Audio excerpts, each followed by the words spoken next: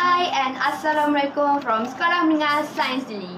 Today, we are going to introduce you an effective method that can help students in studying.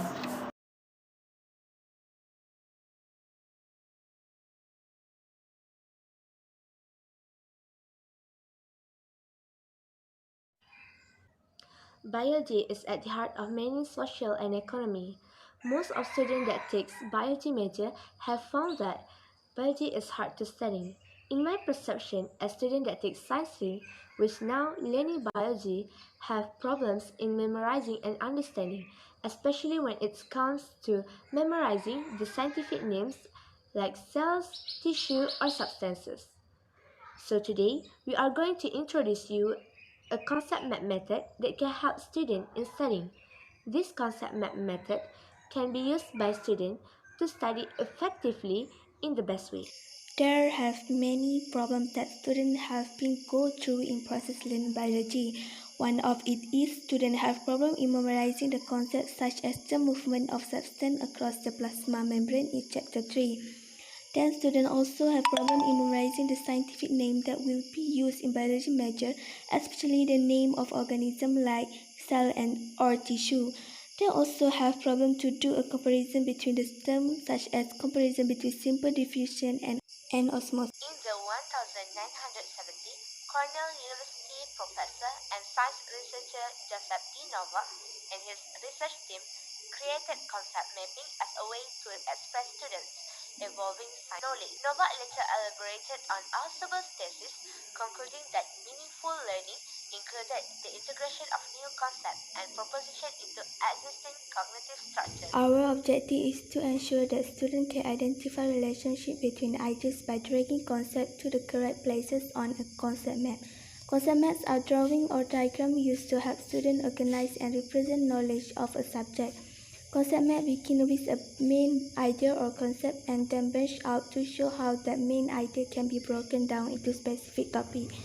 Concept mapping also encourages higher order thinking, empowering students to transform information into knowledge by making meaningful connections between concepts or information. In our methodology, we have three subsections that divide the flow systematically. First is the participation, second, the instrument, and third, experimental design and procedures.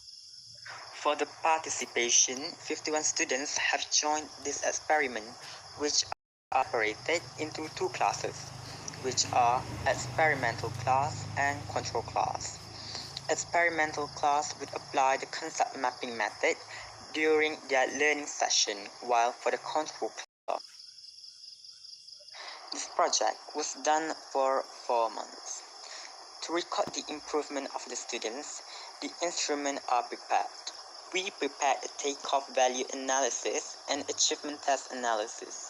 At the end of the project, questionnaires were given to students to analyze their acceptance in biology.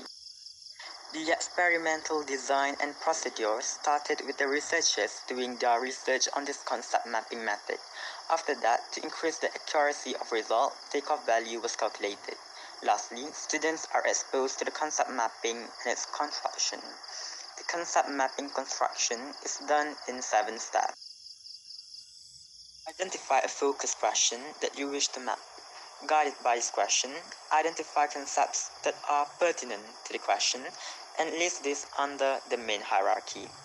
The concept labels should contain up to 5 words or as preferred by students, but to keep it succinct.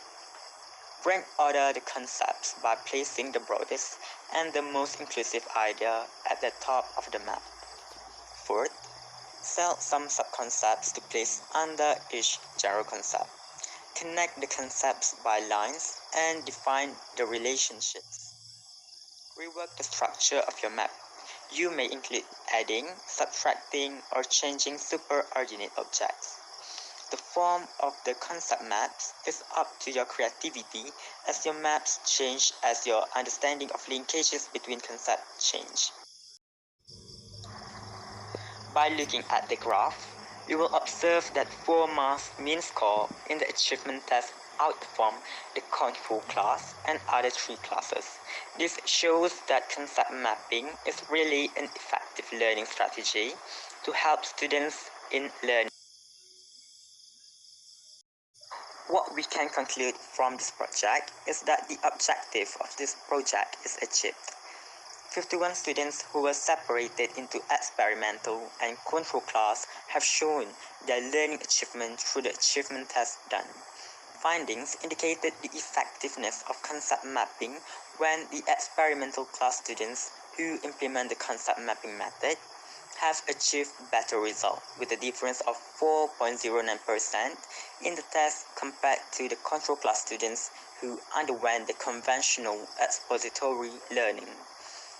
This demonstrates that this concept mapping method is actually working for students to study effectively, especially in biology.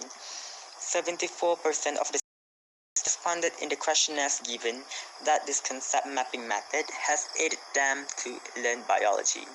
Not to mention, most of them, which is 81%, have agreed that this concept mapping can easily be applied with other curricula.